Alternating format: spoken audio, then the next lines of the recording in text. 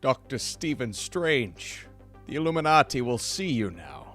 What is up, Flick fans? Welcome back to the channel. We are here talking spoilers for Doctor Strange in the Multiverse of Madness. If you haven't watched the movie, well, you did this to yourself. Before we get into my spoiler-filled reaction out of the theater, if you guys are here and you like this content, let me know down below and come back this weekend. We have more Doctor Strange videos. Come on. It's Doctor Strange week. So, of course, I had to take a big road trip to get to this screening. I'm in line to get popcorn, and I run into John Flickinger, a.k.a. The Flick Pick, and we decided after it was over to make a couple of videos together. This spoiler-filled reaction just kind of lets you know how we were feeling right out of the theater. Check it out. All right, so we just walked out of the theater. I wanted to include this little bit of very spoiler-heavy thoughts for the movie, so we're going to try to walk around certain plot points in other videos, but talk like crazy in this video and make sure nobody else hears it. So really quick, John, favorite spoilery bit, but what was your least favorite bit, or maybe something that they didn't include? Why was Tom Cruise not Iron Man in this movie? That's my biggest disappointment. Even in the two post-credit sequences, I was like, he's coming. Yeah. Never showed up. My favorite spoiler, though, that actually does happen, Mr. Fantastic. Oh, John Krasinski comes in. The rumors were true. Yeah. I like that. I think that was perfect. What about you? I think that was me too. I'm a big fan of the Illuminati from the comics, but as we know in the comics, it's very centric to the World War Hulk storyline, and that's why they formed in the first place. Right. They sent him off into space.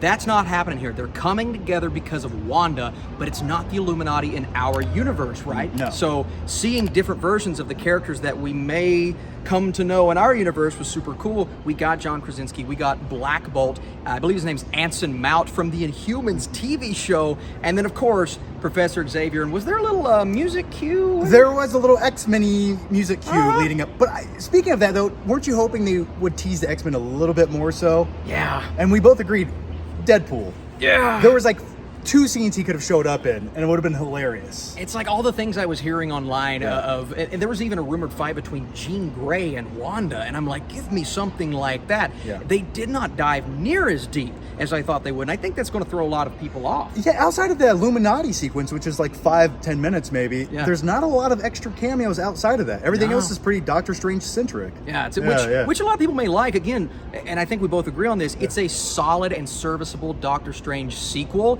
I enjoyed the emotional bits maybe a bit more than you did. But I wouldn't say, I liked everything with his emotions. Okay. I like Scarlet Witch. She was great. Finally, Wanda has unleashed the power. And I was, after the movie, I was sort of like, I just want that to be Wanda now. I want Scarlet Witch. Yeah. And by the end of the film, though, did you like how it just concludes, well, I was bad, I'll fix it. Poof. Everything's okay. It was, I think a word to use here is there were a few elements that were rushed. What do I mean by that? Well, in the first act, you get introduced to a villainous character that is, it seems like it's out of nowhere, but it's really not. It was jumbled. It's very choppy, the first 20 minutes of this film. Yeah. And I would say the first act is my least favorite. Yeah, mine too. Yeah, it picks up steam once they finally go in the multiverse. Sure. But once they went there, I was just sort of wanting more. I was like, you're in the multiverse, anything can happen. And that is true, though, because the only thing that they really dive into, the world at least, is the world where we're talking to the Illuminati. All the other worlds, we go through them, we see shades. Did you notice anything in some of the worlds? I saw a dinosaur. That was cool. I saw a dinosaur. Can we go there for a minute? We see one where they're paintings, we see one where they're animated, and I'm thinking they could have done so much more with the multiverse aspect of the movie, and they just didn't really do it, in my opinion. Well, since we're spoiling everything, can we just talk about how all the Illuminati die within 14 seconds? all these powerful beings, the different version of Captain Marvel falls under a statue and just dies. Yeah. I don't know. Well, I think that was the biggest disappointment for me. It was her death. I'm like, you're supposed to be this big, powerful character, and it's like, boop, did you get stabbed? I mean, I get Wanda's powerful, but I don't know. It seems like that was a little much. Yeah, it was. But I will say the intensity of those scenes and the unexpected nature of, it's really Sam Raimi heavy in those moments. It's gruesome. It's horrific. And Charles Xavier's neck got snapped, man. It did, yeah. Holy, yeah. I will say Sam Raimi directing this movie in many ways saved this movie. Yeah. I feel like it hinged, that style and that tone are what took this from kind of, it's a stepping stone Marvel movie. Sure. And propelled it to be something a little bit more memorable. Man, the camera angles where they're tilting, especially the scene. You just where, go, ah! a lot of zoom ins, a lot of, especially that post-credit scene. Yeah, and yeah. a lot of those moments where you see the cinematography at work, like from the brain. I felt like I was in the mind It of did. Sam Raimi. The crossfades. It was like the first 3 Spider-Man movies, very reminiscent. It was, and very, imagery that throws you back to those films, but also imagery that throws you into something like The Evil Dead. It did, yeah. It did. I want Marvel to allow directors to start stylizing their movies. Yeah. I think that's what we need right now in the Marvel-verse. But yeah, what are your final thoughts on this movie, man? I mean, that was my one big complaint with Spider-Man is I loved it, but I wanted more style. This was stylistic, it was fun, it was Sam Raimi at its core. I just feel like some people will walk out wanting more of the multiverse. I'm one of them, man. Yeah. I was like, I had high expectations, and I thought they were going to give it to us after Spider-Man No Way Home. I was like, they can do anything now. Anything, yeah. And they love to service the fans now. Sure. And I felt like they were like, here's a little something for you, but not too much. I don't know. I just thought they would have at least alluded to way more. And I'm sort of left by the end of this film like, I kind of expected what I saw already based on the trailer. Sure, Yeah. sure. And I think that's a good way to look at it, a good way to approach it. But I'm curious to hear your thoughts on this, and I want to thank John for being a part of this. The Flick Pick, man, where can they find you? At the Flick Pig, yeah. Search The his link's name. down below because he's going to add it. I'll do it. Yeah. All right, guys. Thank you so much. See you soon. I love doing things like that, man, especially with someone that I genuinely respect in John. And he brings up some fantastic points and, some points that I feel a bit differently on, but I think we can all agree at the end of the day that the expectation level for Multiverse of Madness in terms of the actual multiverse part was sky high. What worlds are we going to journey to? What characters are we going to see? Are the rumors true? And sometimes those can get locked in your brain, and when you don't see it in the film, you can feel a bit bummed out. And I will fully admit there were some things that I thought they had the opportunity to show, and it may or may not feel like elements left on the cutting room floor. We heard a rumor a couple of months ago that they cut out a lot of the cameos, and I'm sure a few of those were for the better of the movie because it already felt like it had so much going on. But there were some opportunities to show us just a bit more, especially, even if you don't want to see the characters, looking at the multiverse aspect itself, right? We get the one montage of Doctor Strange and America Chavez going from universe to universe. He's animated, he's painted, he's going through the Savage Land at one point. That's the universe with the dinosaurs. At least that's what we anticipate. That's the Easter egg that's there for us as fans, which connects heavily to the X-Men themselves in the comics, but we just see about 2 seconds. The multiverse aspect really did kind of serve more so as Easter eggs along the way, rather than playing an important role in the story. I guess technically we are traveling through multiverses, and that is the crux of the film, but we only really get to spend time in the Illuminati's universe specifically, not 616. I guess it's interesting that we did finally use that Easter egg given to us in Spider-Man Far From Home. It's actually called Earth 616, and that is a not-so-subtle nod to the comic book, so I'm happy they included that. Spending so much time in this other universe where everything works differently. Stoplights, instead of going on green, you go on red, because it just makes sense. But what strikes me in this universe is what actually happened with their version of Doctor Strange. And we get that backstory eventually. It's not all that it seems, because we believe, when we first see the statue, that Doctor Strange died fighting Thanos. And that's sort of what happened, but not really, because their version of Doctor Strange got a hold of the dark hold, which we see now that most versions of Doctor Strange inevitably do. We meet another one, and then at the end of this film, we see that the Darkhold has taken a toll on our Doctor Strange with that little eye popping up in the middle. That's freaky, by the way. But no, explained to us by one character in particular that we'll talk about, their version of Doctor Strange did not die fighting Thanos. He was killed by the Illuminati because he was becoming not only too powerful, but uncontrollable. You see, because what the Darkhold does when it gets a hold of someone, and the prime example of this is what we see with Scarlet Witch, Wanda, who we haven't known up until this point to cause chaos like she does in this film. And a lot of people are taking issue with this point, specifically the fact that when WandaVision ends, we see her in a place to where she's not allowing the events of WandaVision control her and put her in a terrible place and push her in a desperate direction. But when we see her at the beginning of this movie, it's almost the opposite. She is being controlled by the Darkhold. Now, we got that scene at the end of WandaVision, and that kind of pushed us into Doctor Strange. She looked a little bit on the evil side. She heard her kids. So she clearly wants to go find her children, but in this movie, she's not going and looking for her children. She's going and looking for her children from another universe. So they end up being another pair of Wanda's kids, but not our Wanda, a different Wanda. So what she has to do, she has to push that Wanda away. And at the end of the movie, she sees that she is the true villain here, but the Darkhold is pushing her to do things that I never thought Scarlet Witch to do.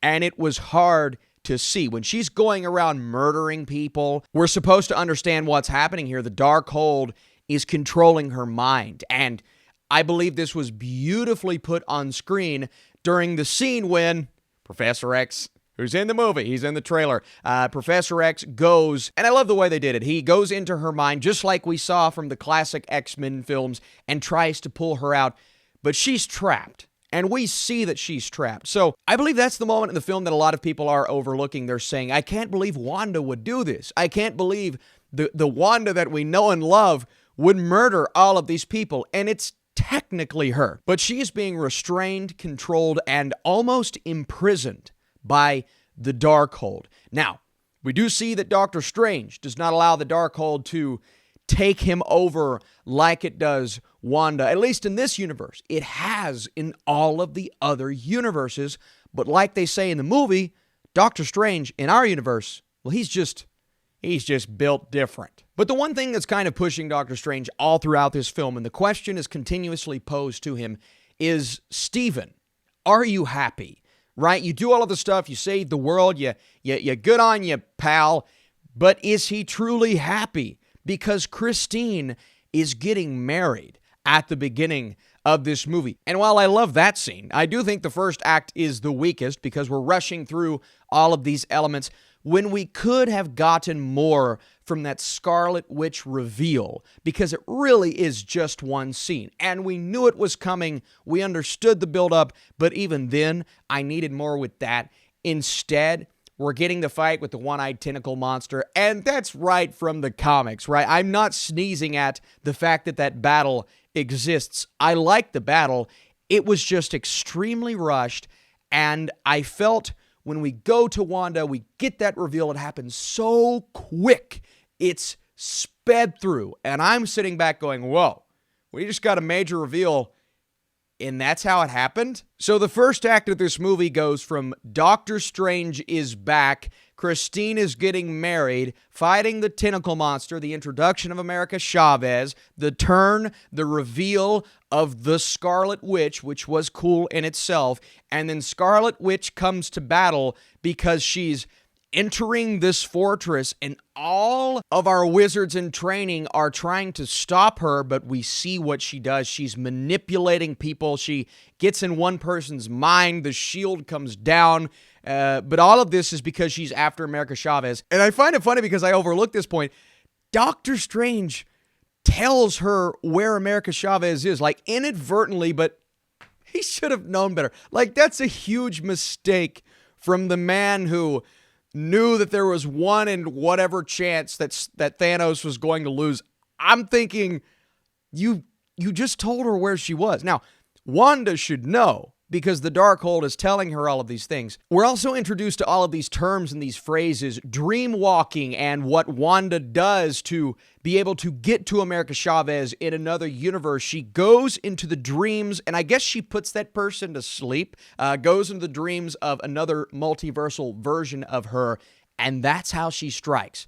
Doctor Strange does the same thing in the third act, but as we know, he goes into the zombie version of that character, which was just the coolest thing, right? Zombie Doctor Strange is coming in, and we saw it in the trailer, how they did it. It is pure Sam Raimi, and I said this in my spoiler pre-review, I don't need to go over this over and over again. Without his style in this film, whether that be the transitions, the close-ups, the crash zooms, we love a good Sam Raimi crash zoom, everything was spot on perfection, the imagery, and then he brings all of these different distinct Doctor Strange traits, like the powers that are showcased, they're on display. The scene where they're taking music and battling with music was one of the coolest and most inventive things I've seen in the MCU up until this point. It was so freaking sweet. In the grand scheme of things, it was kind of pointless. Like, oh, they didn't need to do that, but they're like, I mean, we're wizards. We're going to do wizard things. Of Waverly Place? No. And that battle was great. We see that version of Doctor Strange has the third eye after using the Darkhold, and understandably so, our Doctor Strange ends up with that third eye after using the Darkhold. And that's something that I feel like they're going to introduce. He's going to have it. It's going to pop up whenever he fights, but they're not going to use it as often. It's kind of like when Thor lost his eye, had to wear the eye patch, and they're like, oh, this is difficult. Let's give him a new eye. And so this version, they're just going to be like, we'll just hide it so we don't have to use the CGI when we need to. Here's another interesting thing. America Chavez, her character, does not have a doppelganger. She's the only one. So I'm thinking to myself, well, clearly at the end of this movie, she's going to stay in our universe. That's the way it's going to be. I liked her journey. I liked her character, and I thought the performance was solid. I feel like there's some more exploration to be had with her. Even though the film is kind of centered around her because that's who Wanda is after, understanding if I get a hold of her and her powers, that's how I can jump from multiverse to multiverse. I still felt like there was a disconnect there in terms of growing her character emotionally. I did enjoy the backstory that gave us some emotional connection, but even then I would have liked to have went a step further.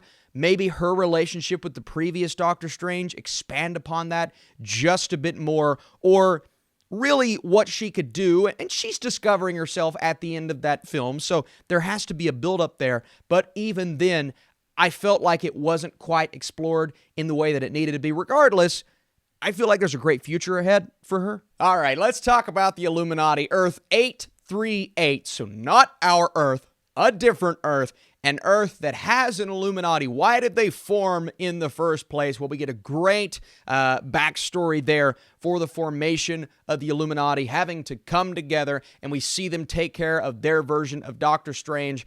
And we introduce, for the first time in the MCU, any sort of hint at the X-Men. Professor X is there. Not only is Professor X there, he rolls in. Well, he doesn't roll. He hovers. He hovers in his big golden chair from the 90s X-Men series, the animated series. And I know that how? Well, because it's obvious, but also because we hear the little ditty when he rolls on, when he hovers. I got to stop saying rolls. And you heard John and I talk about it. Like, that's something you just get really excited about that. And I love Professor X's inclusion. He also says a line that we've heard him say before in the other X-Men films, hearkening on. And I feel like this version of Professor X is a variation of other versions. So on another Earth, somewhere, at some point in time, we see what happened in Logan. What happened in Days of Future Past. This is just a different version of that. So it's not the Charles Xavier that we know, although I will say it did kind of stink seeing him die again. I'm like, can that dude just not die? But again, I loved what they did with him. The way that Wanda took him out was, she snapped his neck. Oh boy. We also get blackballed from the Inhuman series. Anson Mount is back as this character. I didn't know if they would do that because it's like, that show's not very good. But I liked him and his ability to not say a word in that show. And he doesn't say a word until he has to. We see the scream that happened with their Doctor Strange. And then, of course, the scream that happens when he's probably a little panicked because his mouth is completely shut. But it backfires and smushes his brain. Just smushed it. We also get the return of Lashana Lynch as Maria Rambeau, a.k.a. Captain Marvel's best friend, who apparently gets the powers of Captain Marvel instead of Carol Danvers in that universe. So she is Captain Marvel in this universe. That was fascinating. A lot of people thought it was Monica Rambeau. A lot of people thought it was Tom Cruise, and we'll talk about that as Iron Man. But no, it was Maria Rambeau. She is the Captain Marvel here. Also, was anyone just really underwhelmed with her death? Like, I enjoyed the battle, and it was nice to see that she was the last one standing. I mean, my God, she's Captain Marvel. But even, well, I guess Professor X was. But during that battle, even then, she just kind of got smushed. And for me, that was a very underwhelming way to go out. She's Captain Marvel, and she gets mushed by the statue. That's not, no. We also have their version of Baron Mordo. Now, in this universe, Doctor Strange dies. Obviously, Mordo takes his place. But not all Mordos are distinctly different. There's still that trait of jealousy, and Doctor Strange brings out that jealousy when we see that battle with Mordo a bit later on. Nobody's talking about this either. I love the battle where Doctor Strange can't use his powers. They're literally going off of sheer hand-to-hand combat, and that was really cool to see. It's cool to see that his training has paid off in a non-mystical way, as well as the mystical ways that we see in this film. So that battle was good. But I think the one that everybody's going to be talking about other than Professor X is John Krasinski as Mr. Fantastic. The fan casting and the fact that they modeled the comic book after John Krasinski. They did. Don't tell me they didn't. They did. Look at this. It looks just like him. But we were right. John Krasinski is indeed Mr. Fantastic in this universe. But does that also mean he's Mr. Fantastic in our universe? I think that's the big question here is, obviously, he's dead now, but are we going to see him again in another movie?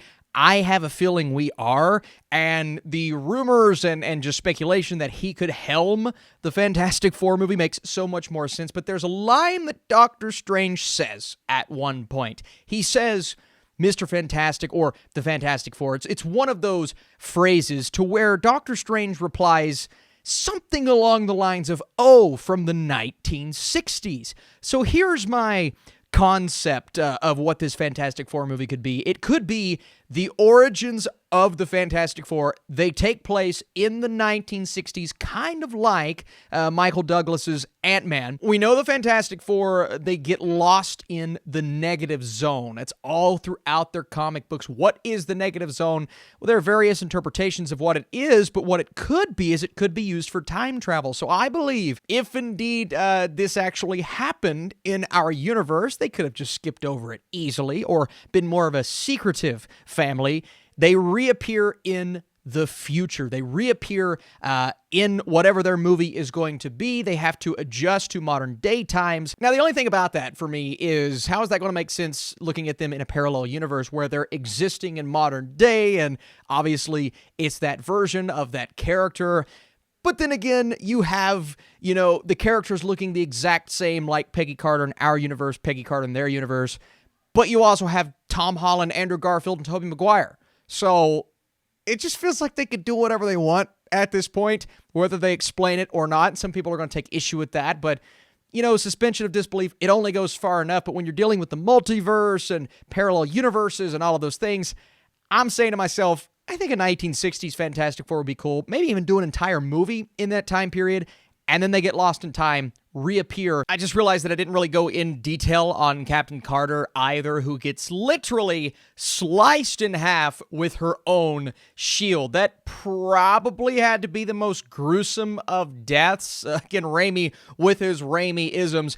But it was really cool to see. Now, do I think it's the Captain Carter that we got from What If? I actually do not. I think it's just another Captain Carter because I believe we are going to see that Captain Carter from What If back. So another universe, but hey, to see that in live action, super cool. And she also said, I can do this all day, which is familiar. Now, I don't think Patrick Stewart will be coming back in another film. I just believe that was a one-timer. But someone like John Krasinski, who has been fan-casted for so long, I have a good feeling. And why not get Emily Blunt to be Invisible Woman? Why not? And then we have the end of the movie where the Darkhold is destroyed in one universe. That destroys it in all of the universes. So the universes where Doctor Strange hasn't gotten a hold of that yet, what happens there? The stakes just within that one fact, they are absolutely huge. And Wanda, realizing that she is terrifying her kids in this other universe, she takes the temple down and goes down with it. I haven't even really talked about Wong's role in this entire thing, being held captive almost the entire time, and that was super cool. But at the same time, the question's going to be asked, is Wanda dead? And no, there's no way. You don't give me that red flash of light at the end there if she is indeed dead. It just doesn't happen. Now, maybe that's her getting mushed, but there's no way they're going to kill off that character. And what do we always say? What's the phrase to use here? Unless we see a body, they are not dead. I didn't see a body. She ain't dead. I'm calling my shot right now. People worried about that. I put those worries to rest. There's no sense in even starting to worry about that. It's more so what Wanda did, being controlled by the Darkhold, and, the level in which she does it, killing so many people, man. I mean, that's hard to recover from. I understand you're being controlled. It was basically she was under the spell of the Darkhold, and I get that. But at the same time, what she does is drastic. So I think that's the common criticism that you're seeing, doing anything she can do for her kids, which I like that storyline. I appreciate that storyline. But she goes to such great lengths, and it was really hard to watch at times because we love Wanda. Like I said before, the movie ends with Doctor Strange's third eye opening up, and it's this crazy, psychedelic, very Sam Raimi type of scene that is at play here, and I loved it. I love the way that the film fades, or I guess quick cuts to black. You get the credits, and the credits were awesome, by the way. Here's my problem with the post-credits scene that introduces Charlize Theron's character of Clea, and Clea being a character in the Marvel Cinematic Universe that plays a massive role in Strange's story specifically. I don't want to speculate as to what her role is going to be in this because they're changing things up. It looks like she's opening up a portal into Dormammu's universe. So is that Dormammu coming back into the fold here? Is this our way of bringing us a character like Galactus, opening up the universe into somewhere else? There are so many things that it could be. Here's my issue with it, though. We end on that crazy scene with the third eye appearing, and then we open up in the post-credits scene that looks like it was filmed by a different director, and everything's okay. And he's just accepted and embraced the third eye, whereas just 3 minutes ago, he was going crazy, pure chaos. The way that it ends, it's horrifying. And then you give us that post-credits scene that almost negates everything you just gave us with that ending. So I love the ending. I love the fact that we're getting a character like Clea and Charlize Theron playing that character. I did not like how it just lowered the stakes so drastically from what that ending gave us. I thought it kind of took away from it. So it kind of bummed me out. And then the second post-credit scene, Bruce Campbell, his character, earlier on in the film, we know that Bruce Campbell, he is always appearing in Sam Raimi movies, obviously being the lead in Evil Dead, all throughout the Spider-Man trilogy, and we knew he would pop up in this film.